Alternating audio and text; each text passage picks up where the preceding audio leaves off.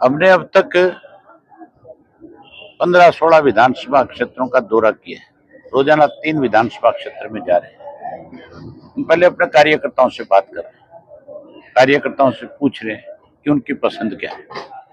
सब जगह कार्यकर्ताओं ने बड़े खुल करके ये कहा है कि जो फैसला चौटाला साहब लेंगे हम उस पर फूल चढ़ाएंगे, हम उसके लिए तन मन धन से उसकी मदद करेंगे।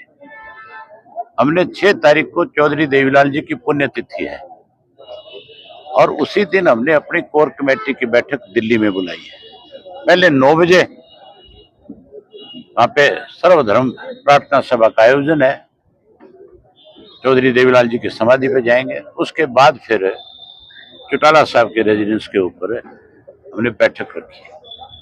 उस बैठक में सब लोगों के साथ बैठ करके चौटाला साहब विचार विमर्श करेंगे।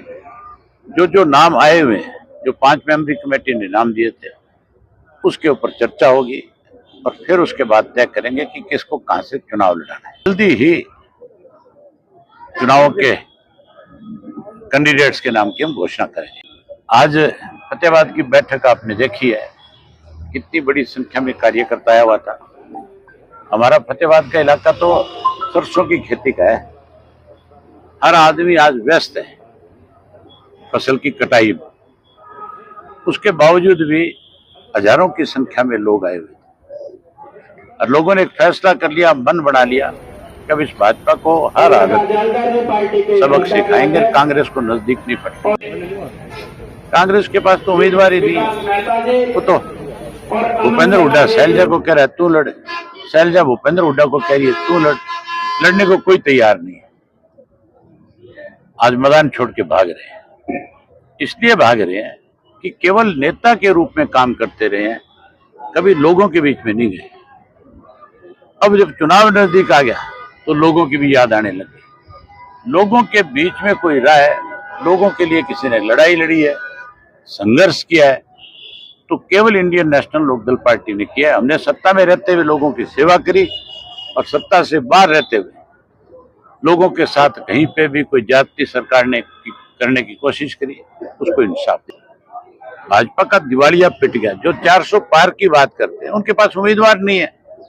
आप देखो, सरसा में उम्मीदवार नहीं, कुरुक्षेत्र में उम्मीदवार नहीं, हिसार में उम्मीदवार नहीं, भिवाड़ी में उम्मीदवार नहीं, सब किराए भाड़े के लिए रखे।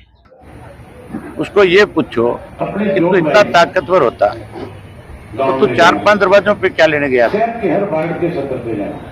उसको मुझे लगता है अब तक ये भरोसा नहीं है कि तेरे को उम्मीदवार बना दिया। रैली करते हैं, इकट्ठे नहीं हो रहे।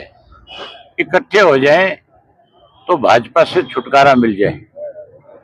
ईडी में बहुत सारे ऐसे अहंकारी लोग हैं इस इंडिया गठबंधन में, जो बहुत स्वार्थी है, जो भाजपा से मिले हुए, जो किसी कीमत पे भाजपा को सत्ता से बाहर नहीं होने देना चाहते। दूर जाने की जरूरत नहीं। हरियाणा उदाहरण है।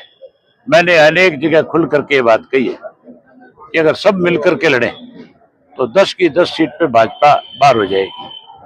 लेकिन कांग्रेस में अहंकारी लोग हैं, वो कहते हैं हम सक्षम है। तो उन सक्षम लोगों की कुरुक्षेत्र में पोल पाट गई कि नहीं पाट गई? और अभी आप देखना, ये जो अपने आप को सक्षम कहते हैं, चुनाव मैदान छोड़ करके भागी।